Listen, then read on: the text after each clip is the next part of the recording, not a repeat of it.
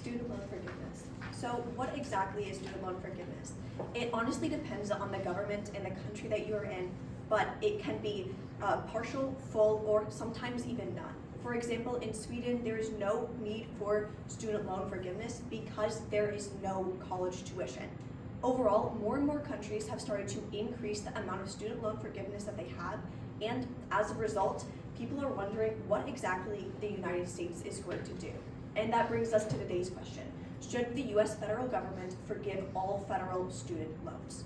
Our answer to today's question is yes, because while the prospect of student loan forgiveness may cause hesitancy in a few people, ultimately the impact it is going to have on borrowers who would be unable to see the positive impact of having a college degree will outweigh the negative harms.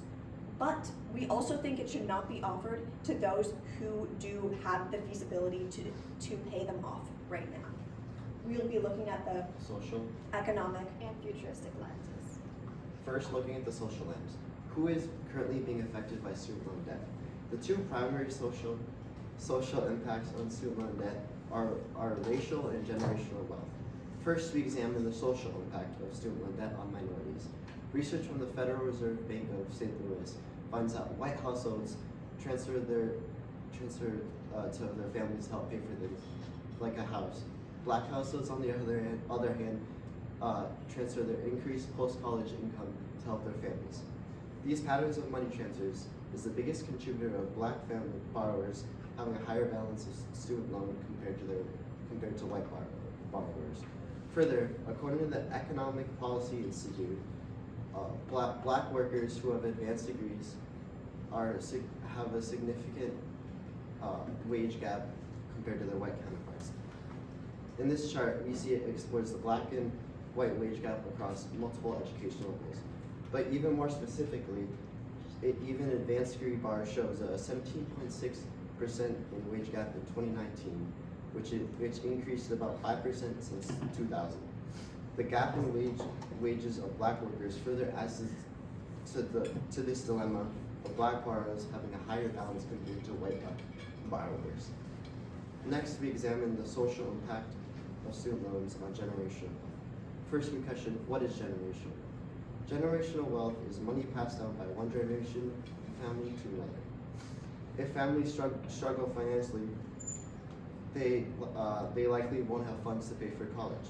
Next, as those kids of those struggling low-income families graduate and secure jobs, instead of paying off debt, they may help their family financially. Finally, the tax system, which blindly subsidizes high wealth households. If a household has more money to contribute to a tax-sheltered college savings, for example, the 529, they set up the next generation for both saving for college and tax-free.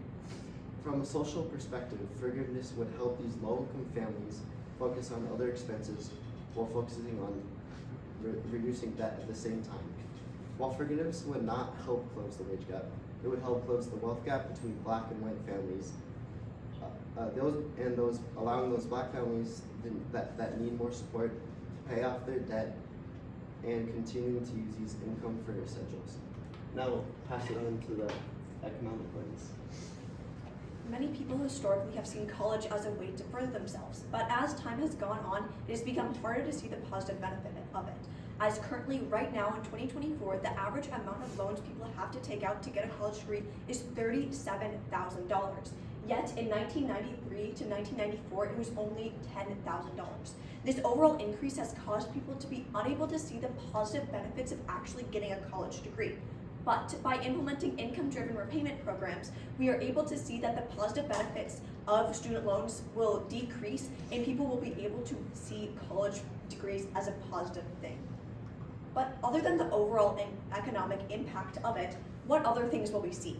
First, we are going to see an increase in the amount of housing. Housing was once considered the cornerstone of the American dream, but it has become harder and harder to achieve, particularly for young adults burdened by student debt. For example, according to the Federal Reserve Board in 2019, over 20% of the overall decline in home ownership in young adults can be attributed to an increase in the amount of student debt they are forced to be in. This direct correlation between an increasing amount of student debt and a decreasing amount of home ownership is incredibly concerning, particularly when it comes to the economy, because home ownership is not just a symbol of financial stability, it also is an economic driver, as it drives the amount of demand for goods and services related to housing up, which is incredibly important for our economy. Another positive benefit that we are going to see if we forgive student debt is an increase in the amount of small businesses that we are seeing. Right now, we are seeing a dramatic trend in the amount of small businesses are decreasing. And this is incredibly important because right now, our economy is incredibly fragile and we need to make sure that we are making it even more stable. Right now, 30% of small business owners explain that when student debt has impacted their ability to grow their business. Yet, when there was a pause in student debt during COVID-19, 47% of small business owners said that it enabled them to invest more into their business. This shows that when debt relief is offered, entrepreneurship increases, which is incredibly important if we want to stabilize our economy even more. And I will hand this off to Lauren, who will talk about the futuristic lens. As we look into the future, it's important to address the solutions that come with it. Some solutions that I came across is state repayment assistance programs and job-based repayment assistance programs. According to Rebecca Staffer, repayment assistance programs are programs that offer repayment assistance to residents who borrowed money to pay for college or graduate school. This typically means that a person is given money before they even go to college, so they can help themselves in the end with the solutions.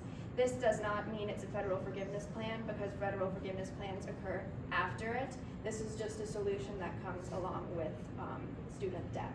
Job-based repayment assistance programs are typically seen in hospital settings where doctors are given money to repay their student loans, whereas they have to stay with that employer to become to somewhat repay their student loans through that employer. As there are many benefits to this solution, there are also negative benefits or negative effects to the solution. As seen where doctors are forced to stay in that same practice, even if anything happens with their family or a bad thing happens to the community, they are forced to stay in that community as they have to repay their student loans somehow.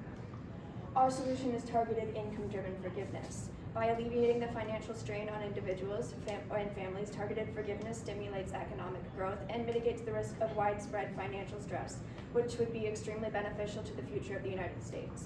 According to Serena Goodman, the principal economics and microeconomics, the discontinuity introduces an immediate 0.5 percentage point, a jump in homeownership, evidence that these programs help student borrowers finance important non-education spending, which then helps benefit the economy.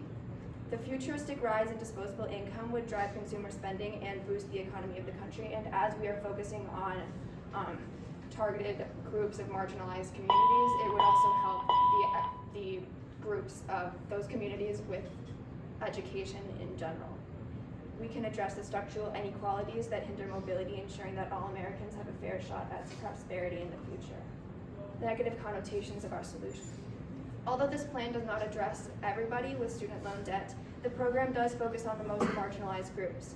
However, there will inevitably be families who fall just above the specifications of our loan debt, but when the federal loan, the lowest amount of people are alleviated, then we will move up in our plan to help those people who did not fall underneath those speculations.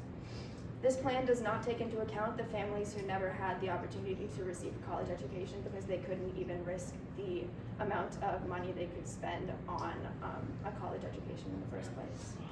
It is imperative for the United States government to repeal student loans for individuals facing insurmountable debt by implementing an income-driven repayment program.